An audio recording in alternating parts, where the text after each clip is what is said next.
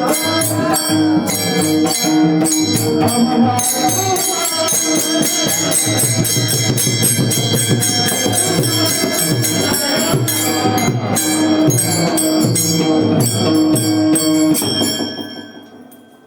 चौथ्या चरणामध्ये सांगतात का म्हणे गुण चंदनाच्या अंगी तैसे तुम्ही जगी संत जन.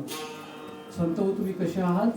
तुम्ही चंदनासारखे आहात, तुमच्यामध्ये चंदनाचे गुण आहेत असं या ठिकाणी जगद्गुरु तुकाराम महाराज संतांविषयी बोलताना सांगतात. आता चंदन कसं असतं? चंदनाची उपमा का दिलेली आहे या ठिकाणी? चंदन कसं असतं? शीतल सुगंधित असतं, बरोबर आहे की? तसे संत असतात लक्षात घ्या, बरोबर आहे की नाही? थोडक्यात सांगायचं काय की ज्या चंदनाच्या सहवासामध्ये गेल्यानंतर लक्षात घ्या, चंदनाच्या सहवासामध्ये वृक्ष जातात ते चंदनासारखे तसं तुम्ही बरं का त्याच्यावर आगून पण येतो का महाराज संतांनी गेले चंदनाने गोरी व्यापली. तर या ठिकाणी थोडक्यात सांगायचं म्हणजे बरं का संत हे कसे असतात लक्षात घ्या, चंदनासारखे असतात. चंदनाच्या सहवासामध्ये गेल्यानंतर जसं वृक्ष चंदनासारखे होतात तसं आपण सुद्धा संतांच्या संगतीमध्ये गेलो म्हणजे थोडक्यामध्ये काय सांगायचं, सज्जनांच्या संगतीत राहतो. आणि खरंच आहे बरं का, दुर्जनाच्या संगतीमध्ये राहिला तर तुम्ही दुर्जनच होणार.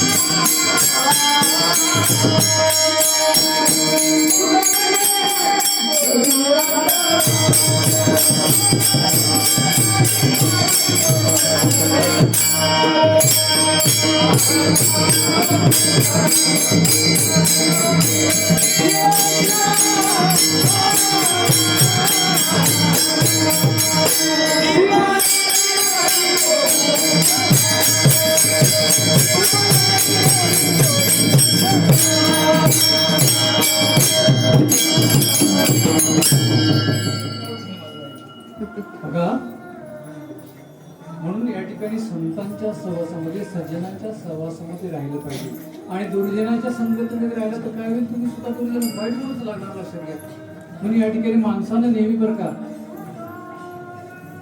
मित्र कसे आहेत आपले बरं का, ते या ठिकाणी चांगले असतील तर चांगल्या मित्रामध्येच राहायचं, बरं वाईट मित्रामध्ये राहायचं नाही. कारण संगतीनं माणूस बिघडतो बरं का, संगतीनं माणूस बिघडतो. आता मला सांगा महाभारताचं उदाहरण आहे, कर्ण किती चांगला होता मला सांगा बरोबर, पण दुर्योधना संगतीने बिघडला का नाही मला सांगा, बिघडला का नाही मला सांगा बरं. किंवा कैकेयी सुद्धा खूप चांगली होती हो बरं का, कैकेयी सुद्धा खूप चांगली होती, रामाविषयी फार प्रेम होतं, पण मंथरेच्या सहवासामध्ये आली, मंथरेने तिचे कान धरले. समाजामध्ये आपल्या अवतीभोवती सुद्धा असे मंत्र असतात बरं का, पण त्या मंत्राच्या सहवासात तुम्ही जाऊ नका, अशा दुर्योधनाच्या संपर्कामध्ये तुम्ही राहू नका. कारण का आपण सुद्धा तसेच होत असतो बरं का. म्हणून चांगल्याच्या संगतीत राहा, चांगल्याच्या संगतीत राहिल्यामुळे चांगले व्हायला बरं का.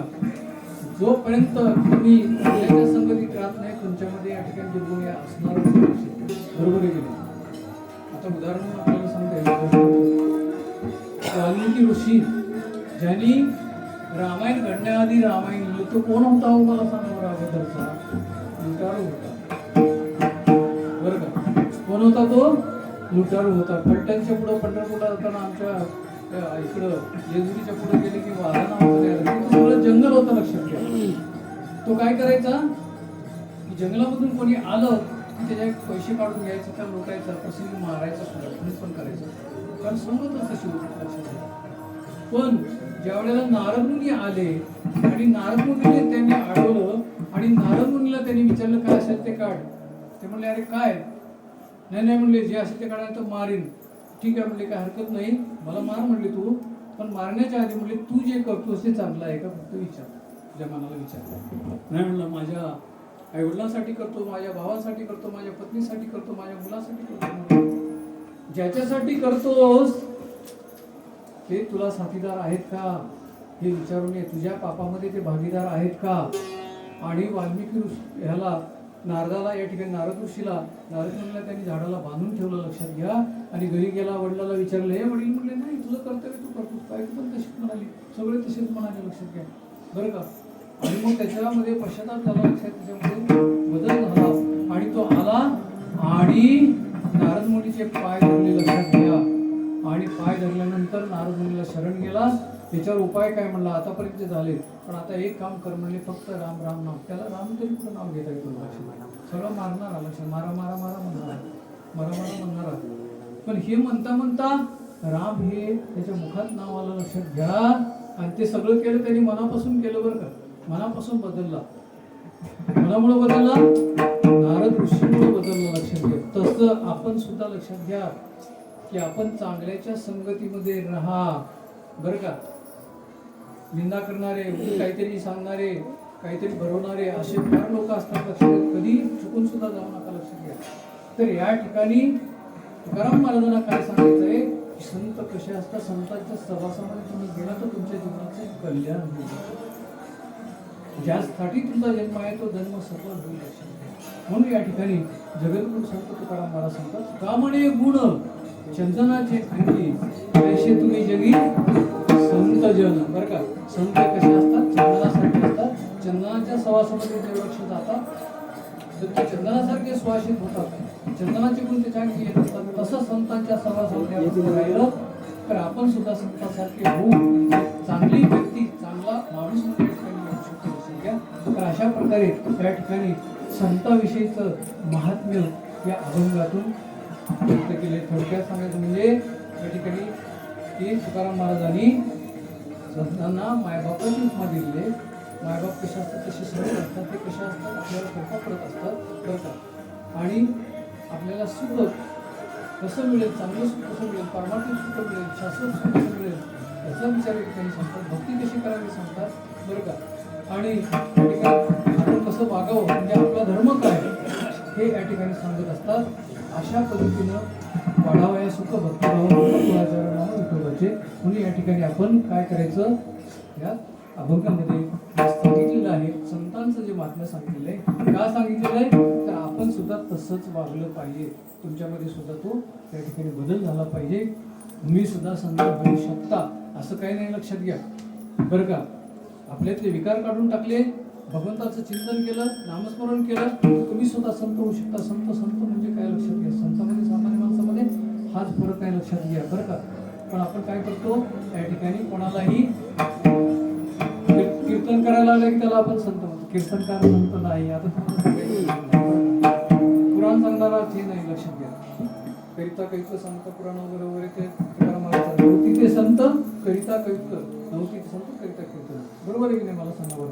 म्हणून या ठिकाणी संत आपल्याला सुद्धा होता येतं, आपल्याला सुद्धा चांगला माणूस होता येतं, जन्माचं सार्थक करता येतं. खरं सांगतो तुम्हाला, ह्या जन्माचं एवढंच उद्दिष्ट आहे, आपण चांगलं वागलं पाहिजे, चांगल्या पद्धतीने वर गेलं पाहिजे, लक्षात घ्या. पण आपण नको त्या गोष्टी या ठिकाणी करू, त्यासाठी आपल्याला जन्म दिलेला नाही हो.